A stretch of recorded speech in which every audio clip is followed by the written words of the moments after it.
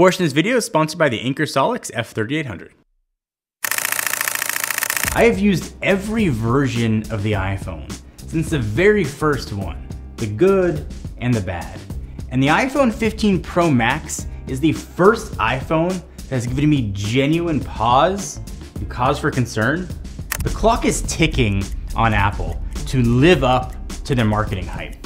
From unapologetically plastic to dynamic islands to claiming all new design, the iPhone 15 Pro Max is supposed to be the best, the pinnacle of Apple. And after missteps from the previous generations, I'm not sure the 15 Pro Max is there yet. Like anything, right? There's a good and there's a bad. So I'm gonna start with the good, specifically the camera system with the 15 Pro and 15 Pro Max. So when it comes to day-to-day use, the camera system I think is where most people see the biggest difference, especially for those that are upgrading from one generation to the next. So with these systems, Apple's claiming there are 7 lenses available with this whole camera setup. So the main camera is gonna act as 4 different focal lengths, but this is just a fancy crop mode, makes it feel like there are more lenses. And really, I haven't changed the default mode since I've gotten the phone. But the focal length that is different is the 5x telephoto camera. And this, for me, was the reason that I decided to go for the Pro Max instead of just the Pro. And I've talked about zoom for a while, and I've learned from the comments, and I am in the minority about caring so much about zoom, but I have kids, I'm at their sporting events all the time, I like to be able to get good pictures of them, so the more zoom, the better. It's why for the past few months I gravitated towards the Android side because I just had more options for better zoom. I took the camera for one of my son's birthdays to Disneyland, actually on launch day. And I was really impressed with what I could see in detail with the 5X, we'd expect that. I was even more impressed with what I could see with the 10 when it got digital. Even when I got the 25, things like the sign were still incredibly readable. And the 5x zoom also works great in portrait mode. That was also a very pleasant surprise. I like having the extra versatility. Now maybe you don't like the extra size that comes along with the Pro Max. I love it, and that alone was a big enough reason for me to go with the larger phone here. The 5x reach is great, but I do wish the resolution and low light were better. It's not perfect. I think the camera totally falls apart fast. When you have a shot that you want to get, having the hardware is better than nothing, so I'm glad it's there. And look, you can see it right here. All right, but back to the main camera for a second. Out of the box, it is set to 24 megapixels, which is a nice bump from 12 of last year. Then you have to select the higher 48 megapixel resolution if you want to use it.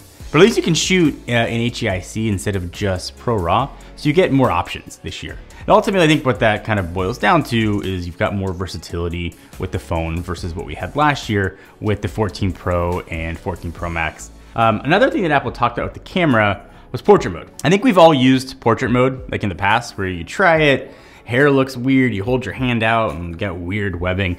Portrait mode, I think, is something that has always been cool, but never has worked as well as it was supposed to. Here, it's better.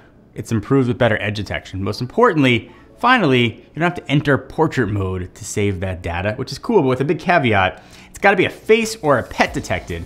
Then the portrait data is saved automatically, and you can just go in later and turn it on, which has actually been really cool to have. And you have kind of get 2 separate photos, one with, one out, and you can figure out what's best for you. And again, I know Android's had that for a while. I think no matter what side of the fence you are, for whatever phone you want, the iPhone is amongst the best camera phones out there. In some instances, it's probably the best. And this is the latest version of the iPhone, so it's a safe assumption the camera here is going to be really good. And it is. Everything that I've needed it for has been absolutely perfect. And my camera needs admittedly are a little bit lame. It is family pictures, it's dog pictures, it's food pictures, it's taking video of all those same things and posting things to social. For that use case, which I probably didn't necessarily need the Pro, it has been absolutely awesome. That's all the camera stuff. It was nice improvements, iterative steps. Video though, I think is where Apple really doesn't get enough credit for pushing boundaries, especially with ProRes and log and external recording. And this is incredibly cool. And this is like super niche, and maybe I'm gonna lose people here, but being able to shoot in these formats usually take up so much space for small clips. I mean, gigabytes after gigabytes for just recording seconds. It wasn't usable for a lot of folks, but now with USB Type-C, being able to record to external drives makes this a very usable option for cinematographers, for directors, for filmmakers, for influencers, for anybody who wants to do some editing on their video later, the iPhone was already sort of a good B-roll, A-roll camera. It is now even better. It's not gonna compare to a cinema camera, to a Canon or a Sony or a Red or whatever else you might have. But in the phone world, what you can now pull out of this is really close to unmatched. Ah, power's out again? I can fix that though. All right, so this like exaggerated example was an example, but it actually happens a lot here in California, probably more than I'm comfortable with. And I know this happens all across the country and the world too. Lucky for us, our studio, when this does happen, can keep running. And it's thanks to that guy over there. It is the Anker Solix, in particular, the new Solix F3800. It is a gigantic battery pack, but think of it like an electric gas generator. Everything a generator can do, this can do better, more efficiently, and with way less noise. And also you can keep it inside because it's not burning fumes to run.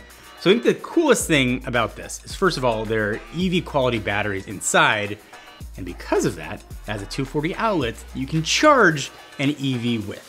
It's also modular too, so you can plug in extra packs. You can go from 3.8 kilowatts to a massive 53.8. Now it's a lot of expansion, extra battery packs to go along to it, but that's for a lot of EVs, almost a full battery pack or a good chunk of it. That's crazy. And with something like this big, if your house has an inlet box, the F3800 can directly power your house, making this a way more affordable option than some of the more well-known power storage options out there. And if you already have solar on your house like I do, you can actually store the extra energy onto the F3800 from your solar, which I just thought was actually really cool. It also supports AC coupling, so you can power your home from both the grid and the F3800 simultaneously. This is one of those products that you definitely want to get before you need it, because when you need it and you don't have it, you're gonna wish you did. If you want to get one now, it's actually launching on Kickstarter. And as of this video going up, there is a super early bird 45% off discount. I'll put all the information that you need down below. If you live anywhere where power is a concern, you owe it yourself to at least check out what Anker is doing with their Solix line. I'm sure I'm not alone, but as somebody who upgrades iPhones and phones every year, I feel like every time I open a new phone, that I'm just getting the same phone from last year, because it looks and feels the same. Obviously software and hardware improvements, you can't always see and feel. With the 15 Pro Max, you take this thing out of the box and you can tell immediately this is different. First of all, it feels noticeably lighter, which is jarring to hold. Then it's got slightly rounded edges, so that alone makes it feel different. It's really subtle, but I like holding this phone. I am not brave enough to keep this phone without a case after I cracked my 14 Pro Max in like 3 days, but it feels really good in the hand if you are brave enough. Titanium feels nice, the weight feels nice. I generally like holding this phone. And on that new titanium band, there are two big new features. First is the action button. It's replacing what used to be the profile switcher, same action button we've got on the Apple Watch Ultra. You can make it do whatever you want. It's got a bunch of default settings. And also I think Apple totally nailed the UI here in the phone, or create a shortcut and have it do that. Now I'm gonna probably not make myself seem so cool, but my action button calls my wife because I do that all the time. I don't have to go into my phone and set something. But it seems like a big miss from Apple not being able to double tap or triple tap to do something, or even long press it to do something else. I imagine that will come in a software update, or maybe that's like the killer feature for the iPhone 16. They're gonna come up with Action Button Plus or Action Button Pro. Maybe they'll have to unlock it with a software update like Tesla. Either way, I think it's a huge miss for Apple right there. I do really like having the action button. I'm using it all the time because I talk to my wife all the time, but I've seen people create shortcuts. They're controlling their Teslas with it, doing all kinds of actions. You can even control rotation if it does one thing or another. It adds another layer of customability to the phone, which I think is absolutely awesome. And I think the action button is probably kind of one of the unsung heroes of the 15 Pro line. Hopefully that makes its way to the 16 series next year. But the action button is not the only biggest change here. We can probably thank the European Union for this, but USB Type-C is here. I didn't bet like an eyebrow like other YouTubers have out there that this is ever gonna happen. I didn't see Apple ever making this plunge. I thought they would probably go portless before they ever caved and gave away that sweet licensing money for Lightning to put in USB Type-C, but it is here. It's not Thunderbolt like some rumors suggested. It's USB 3.2 speeds, which is still insanely fast to have. And I was really excited for USB Type-C. And I talked in videos how it needed USB Type-C. And I'm a few weeks into now using this phone, and quite honestly, I have not really used USB Type-C. I mean, the use case hasn't come up yet. We used it for recording to external drives a few times. That was nice, but I'm not charging with USB Type-C often. I'm not using my phone to power other things, but now I could. I think I just like knowing that I have that option to do it. I also haven't traveled yet since I got the 15 Pro Max, so being able to carry just one cable with me is awesome. So like I said at the beginning, it's a tale of two sides. There's good and there's bad. Let's flip that coin over because this is not a perfect phone. And for the first time, I'm not sure Apple is as trustworthy as it has seemed. I think Apple's, and rightfully so, traditionally been known for really good quality control and build tolerance. And since my experience with the iPhone 14 Pro's battery, Pro Max battery specifically, which is not unique to me, I am feeling very hesitant about the iPhone for the first time. For those of you that don't know, I had a 14 Pro Max. When I got to about month 8 with it, the battery started to degrade incredibly fast. It went from the high 90s down all the way to I think 84% where it was when I finally traded it in. And I started to notice battery life degrading. I never thought to check my battery health before. I never really thought about my battery life at all. It just lasted as long as I needed. But with the 14 Pro Max, I was very aware of battery life. It wasn't getting me through a full day, and every week or so I lose a percentage of battery health. And Apple never said anything about it. I brought it to Apple, said I had to have below 80% for them to replace it, and didn't acknowledge an issue existed. And judging by the number of comments on tweets like this, there very clearly was an issue with not all 14 Pros and Pro Maxes, but certainly a lot of them. And that's giving me a lot of pause now. My 15 Pro Max that is appearing to have very good battery life. For the first time with the phone, I am incredibly paranoid about my battery. I used to never think much of it. I had optimized charging on. I didn't cap at 80%. I would just plug it in at night. If I was driving, I'd put it on my wireless charger. And that's the way I've done things with phones for years. And for every other phone, except the 14 Pro Max, that was fine. Now I'm like babying this thing. Like I don't want to put it on the charger at night. I don't want to put it on the wireless charger in my car. I want to make sure that I'm not charging it all the way. It's made me just more aware of battery and battery health, and maybe that's better in the long run. But also, I don't trust this phone as much as I trust other iPhones because I got hurt last year. Anytime a new iPhone launches, you can count on a few things happening. So people excited, people stress testing it, and people sort of poking holes in what the phone can do and finding issues. And the 15 Pro and Pro Max have not been immune to that. We've seen a lot of widespread issues. The phone is getting very hot and overheats. In fact, when I was restoring the phone from iCloud when I first got it, I got a warning that I should stop charging because things were starting to get a little bit warm.